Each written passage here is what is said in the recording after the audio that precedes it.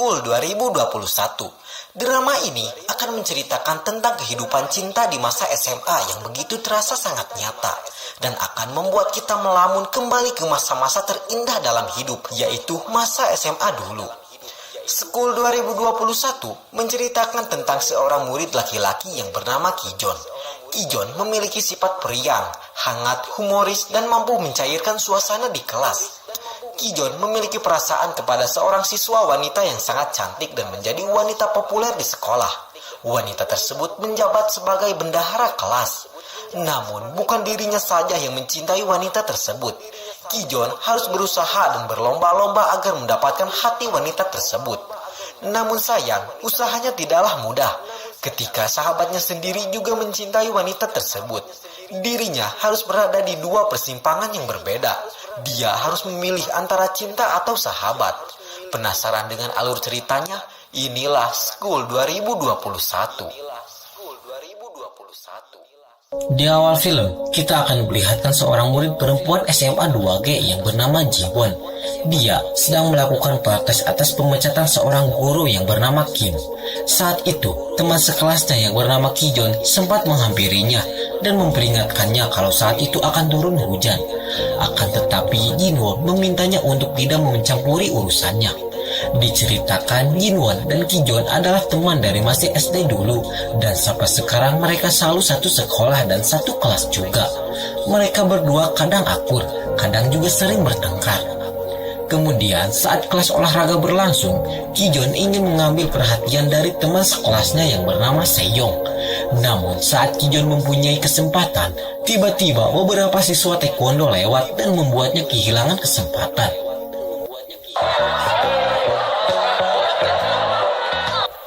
Scene kemudian berpindah.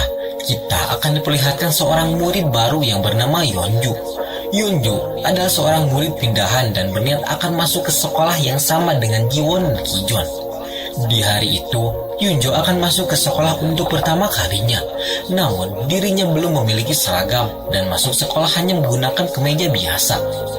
Sementara itu, di dalam kelas, Hosung meminta bantuan Kijon untuk memberikan kejutan kepada kekasihnya, dan mereka pun kemudian menunggu kekasih Hosung di depan pintu. Saat pintu dibuka, tiba-tiba konfeti yang Kijon gunakan malah mengenai Yeonju yang masuk ke dalam kelas. Hal itu membuat seisi kelas heboh. Saat itu, Yeonju yang kesal lalu pergi meninggalkan kelas. Namun ternyata Kijon mengenali sosok Yeonju itu. Kijon lalu meminta maaf kepada Yeonju. Di sisi lain, para murid di kelas sedang membicarakan sosok Yeonju itu. Diceritakan, menurut kesaksian salah seorang murid, Yeonju pernah kepergok melakukan transaksi ilegal kepada beberapa gangster berbahaya di daerah tersebut. Ketika sedang mengobrol, secara tak sengaja Jiwon menumpahkan sebuah lem ke salah satu bangku yang ada di sana. Ketika itu, tiba-tiba datang Yeonju yang langsung duduk di bangku yang ada lem tersebut. Setelah itu, jam pelajaran pun dimulai. Singkat cerita, saat hendak istirahat, Yeonju yang akan hendak berdiri untuk beristirahat, dirinya merasakan ada yang aneh dengan bangkunya. Dan benar saja, saat Yeonju memaksa untuk berdiri, tiba-tiba celananya robek. Hal itu membuat seisi kelas panik.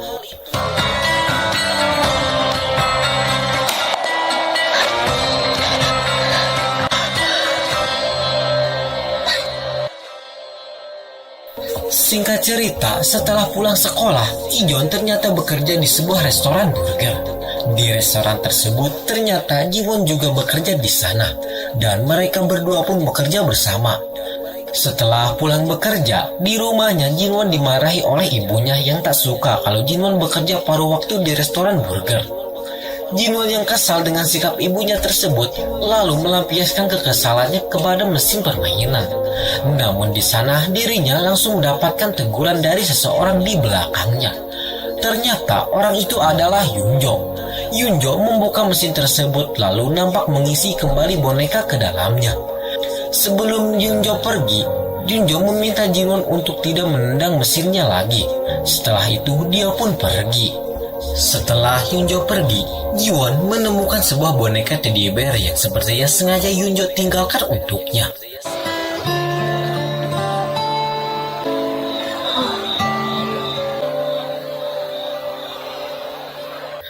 Singkat cerita, keesokan harinya di sekolah, Yunjo tersenyum melihat boneka Jiwon yang terlihat di foto profil Jiwon. Akan tetapi saat itu Jiwon tidak masuk sekolah dikarenakan Jiwon memulai program magangnya di sebuah perusahaan. Namun setelah beberapa hari di sana, Jiwon merasa tidak puas karena tugas yang diberikan untuknya tidak sesuai dengan perjanjian magang sebelumnya. Jiwon mengeluh kepada manajernya tentang tugas yang tidak relevan dengan dunia arsitekturnya. Akan tetapi sang manajer malah balik memarahinya. Jiwon yang merasa tidak mendapatkan keadilan, ia kemudian melaporkan manajernya kepada pihak sipil terkait apa yang terjadi padanya. Keesokan harinya di sekolah, Jiwon dimarahi oleh sang guru. Guru itu tidak mau membenarkan perlakuan Jiwon tentang apa yang ia lakukan kepada perusahaan magangnya. Akibat dari semua itu, Jiwon nampak tak terlalu fokus di kelas. Kijon yang merasa prihatin kemudian menyuruh Jiwon untuk pindah ke perusahaan lain yang lebih baik. Perhatian Kijon nampaknya berhasil membuat Jiwon kembali bersemangat. Sepulang sekolah, Jiwon dan dua sahabatnya mampir ke sebuah restoran. Saat sedang menggosipkan sosok Yunjo malah muncul dan menghantarkan pesanan mereka. Rupanya restoran itu adalah restoran milik keluarganya. Tak lama kemudian, Kijon juga muncul di sana dan langsung dihadang oleh Yunjo. Yunjo dan Kijon rupanya teman sekelas ketika masih SD dulu dan sama-sama menekuni taekwondo. Diceritakan keesokan harinya, kita diperlihatkan Jiwon yang sudah kembali mendapatkan pekerjaan sampingan di sebuah minimarket. Saat sedang bekerja, dia tak sengaja melihat Yunjo yang sedang merapikan mesin capit bonekanya yang berada di luar toko. Jiwon kemudian menyapa Yunjo. Dia kemudian mentraktir makanan untuk Yunjo. Di sana Yunjo bertanya, kenapa Jiwon berhenti magang? Jiwon menjawab bahwa tempat dirinya magang tidak cocok dengan jati dirinya. Setelah itu Jiwon balik bertanya kepada Yunjo, apakah Yunjo membenci Kijon atau tidak. Namun pertanyaan itu tak dijawab oleh Yunjo. Jiwon lalu menyadari hal itu dan tak bertanya lagi. 공기준 왜 싫어해? 나도 물어보고 싶은 거 있는데. 이렇게 해서 봐. 이거 내가 치울게. Keesokan harinya, Kijon pergi ke sebuah perpustakaan. Di sana Kijon melihat kakak kelasnya yang menyukai Seyong. Seyong yang merasa terganggu olehnya, Seyong pun pergi meninggalkan perpustakaan itu. Saat kakak kelasnya mengejar Seyong, Kijon kemudian mengikutinya untuk coba menolong Seyong sambil cari perhatian. Akan tetapi Seyong yang tak perlu bantuan Kijon malah berkata kepada kakak kelasnya kalau dia tidak menyukainya. Malam harinya, Kijon berniat akan mengosongkan lokernya di kelas taekwondo. Saat mengambil bajunya, dia melihat sebuah surat terselip di sana. Surat itu diawali oleh kalimat, "Hari ini aku akan makan pasta." Yang mana, menurut seniornya di tempat kerja, kalimat itu mirip dengan puisi populer di internet yang digunakan oleh seseorang yang ingin bunuh diri. Melihat simbol yang ada di akhir surat itu, Kijon teringat dengan prakarya buatan Jiwon semasa SD dulu. Begitu dia melihat simbol tersebut cocok dengan prakarya buatan Jiwon, Kijon langsung menelpon Jiwon, namun tak diangkat oleh Jiwon. Kijon langsung mengayuh kencang sepedanya menuju rumah Jiwon. Saat sampai di rumah Jiwon, Kijon langsung menanyakan keberadaan Jiwon kepada kakaknya. Kakaknya berkata kalau Jiwon ada di atap rumahnya. Kijon yang menyangka kalau Jiwon akan meloncat, ia langsung menarik Jiwon ke arahnya.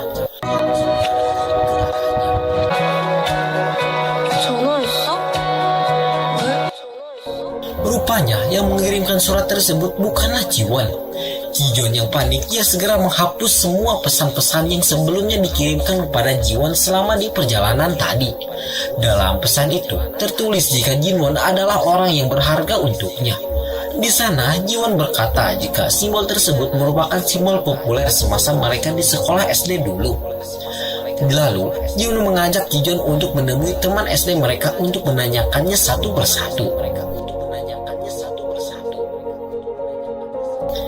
Keesokan harinya, Kijon mengajak Hosung untuk membantunya mencari siapa saja yang mempunyai simbol itu. Untuk mencari orang yang dimaksud, Hosung kemudian mempunyai ide agar Kijon menanyai satu persatu teman di SD-nya dulu dengan cara menanyai mereka satu persatu dengan pertanyaan apakah mereka menyukai Kijon atau tidak. Hebatnya, setelah mencoba saran dari Hosung itu, tak satu pun temannya yang menyukai Kijon. 너 공기준 좋아해? 아닌데? 아니! 지원이 말이 맞아. 힘내자. 화이팅! 말이 맞아. 힘내자. Sementara itu, direktur sekolah nampaknya telah mendengar kasus pengaduan yang diajukan oleh Jiwon. Dia kemudian menanyakan di kelas mana Jiwon berada dan ingin mempelajari data tentang Jiwon. Di sisi lain, Jiwon menemui MB dan MB berkata jika bukan di SD mereka saja yang menggambar simbol itu. Karena awalnya gambar ini berasal dari sekolah dasar yang dekat dengan sekolah mereka. Enbi juga berkata jika Min Seo juga pasti mengetahui gambar tersebut karena dia berasal dari sekolah dasar yang Enbi maksud. Perkataan Enbi ini langsung membuat Jiwon gugup karena saat makan di restoran kemarin, Min Seo nampak bingung saat ditanyai oleh Jiwon. Jiwon yang menyadari kalau surat itu milik Min Seo langsung berlari ke kelas dan menemukan loker Min Seo yang bersimbolkan gambar ini.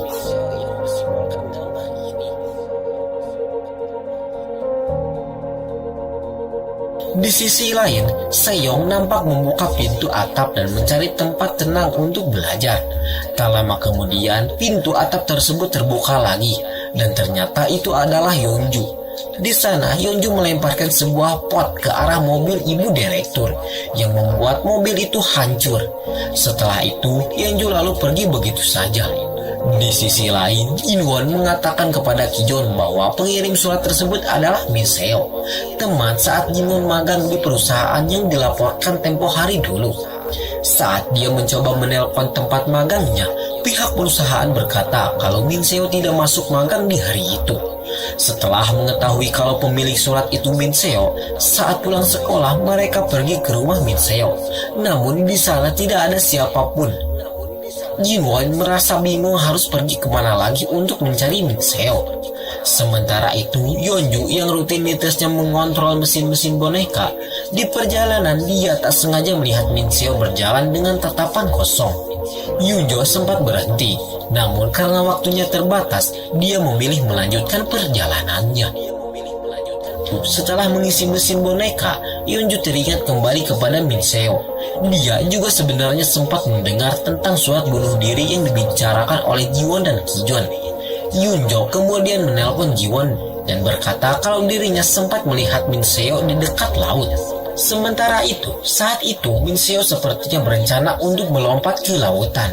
Rupanya Min Seo tampak depresi karena tak sengaja sudah memecahkan anggrek si manajer tempat perusahaan Min Seo dan Jiwon magang. Manajer itu berkata jika anggrek tersebut sangatlah mahal dan harganya mencapai 30 jutawan.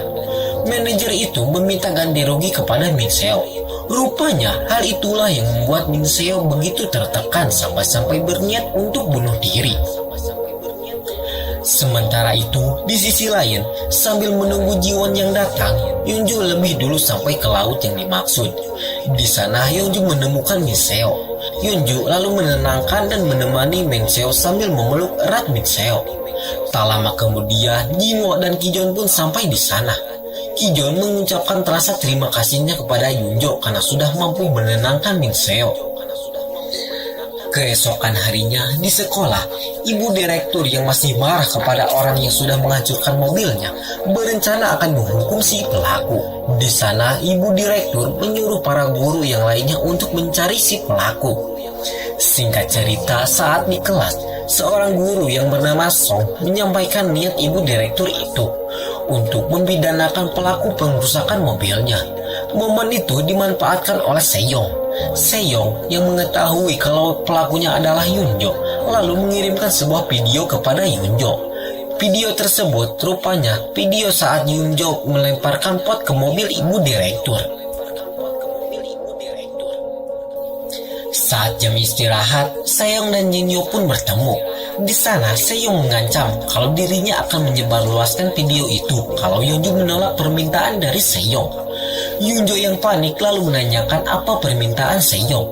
Ternyata Seyung meminta agar Yungjo menjadi pacar palsunya untuk beberapa hari ke depan. Yungjo yang bingung lalu menyuruh